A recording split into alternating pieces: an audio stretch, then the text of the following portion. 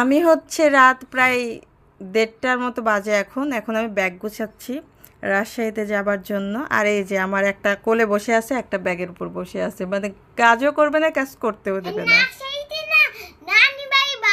এখন হচ্ছে এই যে দেখুন সকাল হয়ে গেছে, একদম পরিষ্কার। তো আমরা এখন হচ্ছে বাড়িতে যাওয়ার উদ্দেশ্যে রওনা দেব। আসলে বের হতে লাগলে এটা ওইটা সেটা করতে করতে মানে পুরো সংসারের কাজ শেষ করে যেতে হয়।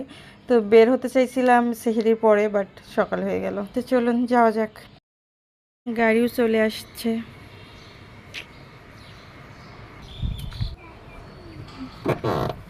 এত ব্যাগ, বাসা থেকে বের না হতে এই যে জ্যামে আটকে পড়েছি। মানে ঢাকা থেকে বের হতে পারলে আর কোনো ঝামেলা নাই না। এই যে এখন যমুনাতে উঠবো, টোল প্লাজার যমুনার। চারিপাশটা অসাধারণ পুরা, মানে মনে হয় না যে একটা রাস্তা দিয়ে যাচ্ছি। এত সুন্দর চারিপাশটা, মনে হয় যে পার্কের মাঝখান দিয়ে যাচ্ছি।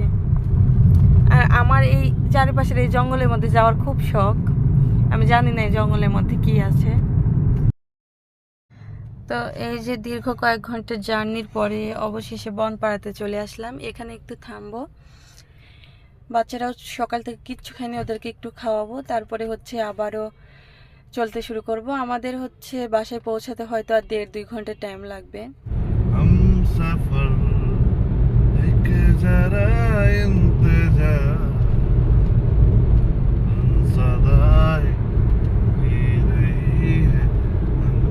এই যে বাঘাতে চলে আসছি। আমার ছেলে সারা রাস্তা বমি করতে করতে আসছে। এই তো বেশ কিছুক্ষণ আগে পৌঁছালাম, গোসল টোসল করে ছাদে চলে আসছি। দেখুন কত সুন্দর ফুল ফুটেছে, অনেক সুন্দর। ছোট্ট একটা গাছে অনেক সুন্দর ফুল ফুটেছে। তো এলাকাতে আসলেও আসলে ঈদের মজাটা পাওয়া যায় না, কারণ নিজের বাড়িতে না গেলে সেই মজাটা আসলে পাওয়া যায় না। যখন বাড়িতে যাব তখন আসল ঈদের মজা। সবাই ভালো থাকবেন, সুস্থ থাকবেন, আশা করি সবার ঈদ ভালো কাটবে। আজকের ব্লগটা এই পর্যন্তই শেষ করছি।